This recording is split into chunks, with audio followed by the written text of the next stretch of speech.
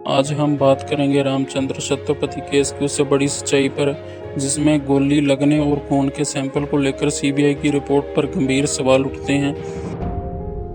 क्या वाकई में रिपोर्ट पूरी तरह से सच थी, या उसमें भी कई ऐसे पहलू हैं जो डेरा सच्चा सौदा और पूज्य संत डॉक्टर एमएस जी की बेगुनाही की ओर इशारा करते हैं। तो साथ संगत जी, आज हम इस छोटे से वीडियो में पूरी रिपोर्ट जानेंगे। अगर आप इस चैनल पर पहली बार आए हैं तो चैनल को कर लीजिए सब्सक्राइब एंड बेल आइकन को प्रेस कर लीजिए, ताकि पूज्य पिताजी की जो भी ताज़ा अपडेट हो वो आप तक पहुंच सके।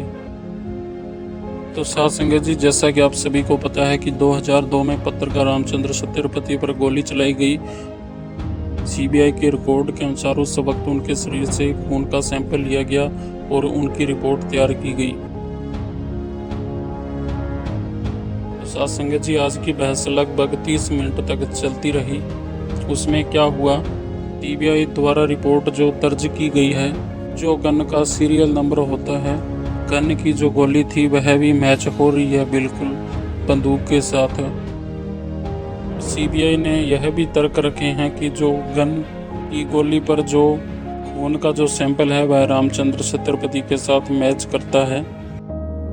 इसी बीच सासंग जी जज ने यह भी स्पष्टीकरण के लिए बोला है कि क्या उस खून के सैंपल का चयन ऑफ कस्टडी यानी सबूतों की सुरक्षा सही तरीके से हुई, क्या मेडिकल रिकॉर्ड और पोस्टमार्टम रिपोर्ट एक दूसरे से मेल खाते हैं।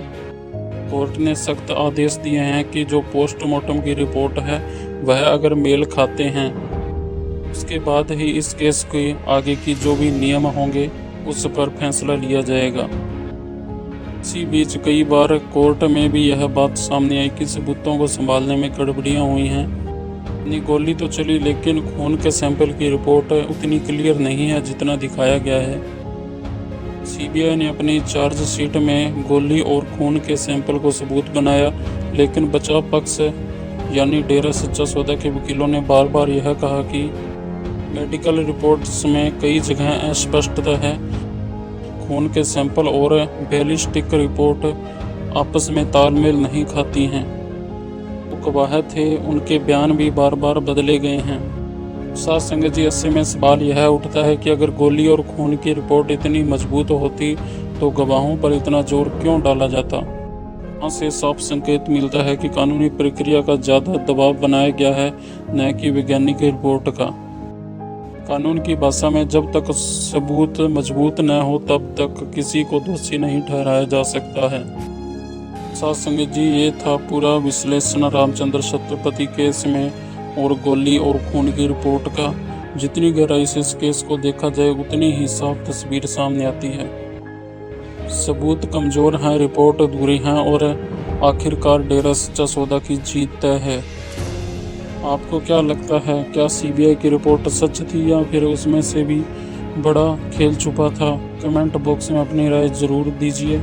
जल्द ही डेरा सच्चा सौदा की जीत होने वाली है इस केस में भी। आप सभी साथ संग से फिर से मुलाकात करते हैं नई वीडियो के साथ। धन धन सतगुरु तेरा ही आसरा।